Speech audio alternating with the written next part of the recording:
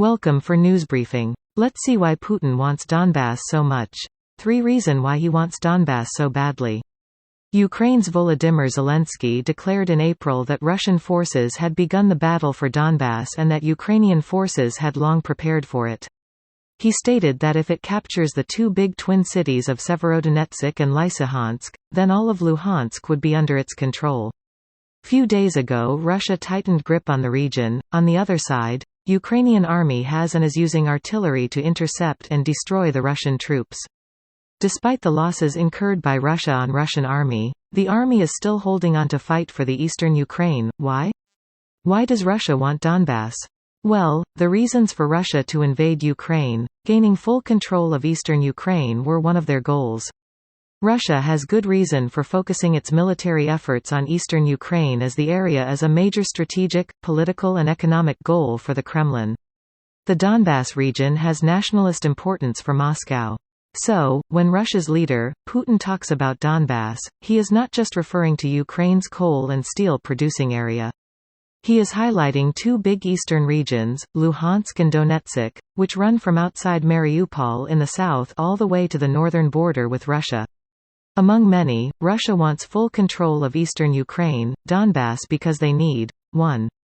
Victory. For longtime focus for Russia, the Donbas region includes 2 Russian-backed separatist republics, in Luhansk and Donetsk, which has been a fight with Ukrainian forces for years. Now, Russia's apparent refocus on the area comes after few military successes in the rest of Ukraine despite almost 2 months of fighting.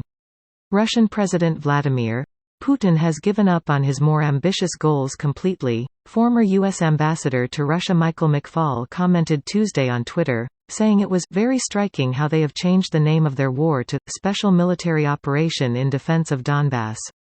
2. Russia wants a land bridge. A win in eastern Ukraine is not only key for Russia in terms of its military strategy, it has significant economic value, too. Firstly, the Donbas itself is a heavily industrialized region known for its coal mining industry and large coal reserves that Russia could potentially access if it annexed the entire region. And secondly, control of the region would also enable Russia to create a land bridge to Crimea, which it annexed from Ukraine in 2014, and which is a vital military and trading hub for Moscow on the Black Sea.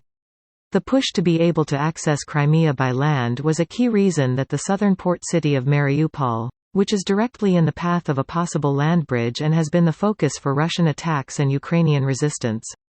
This includes capturing all of the Donbas, including the Donetsk and Luhansk provinces, he said in emailed comments Monday, and securing a land bridge from the region to Crimea.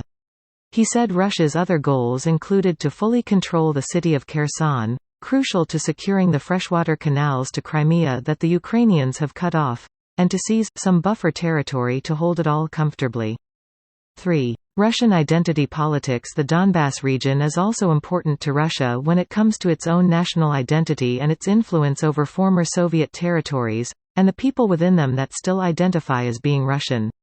Indeed, Russia's self-proclaimed defense of ethnic Russians in the Luhansk and Donetsk regions, which are overwhelmingly Russian-speaking, has formed a large part of its justification for invading Ukraine.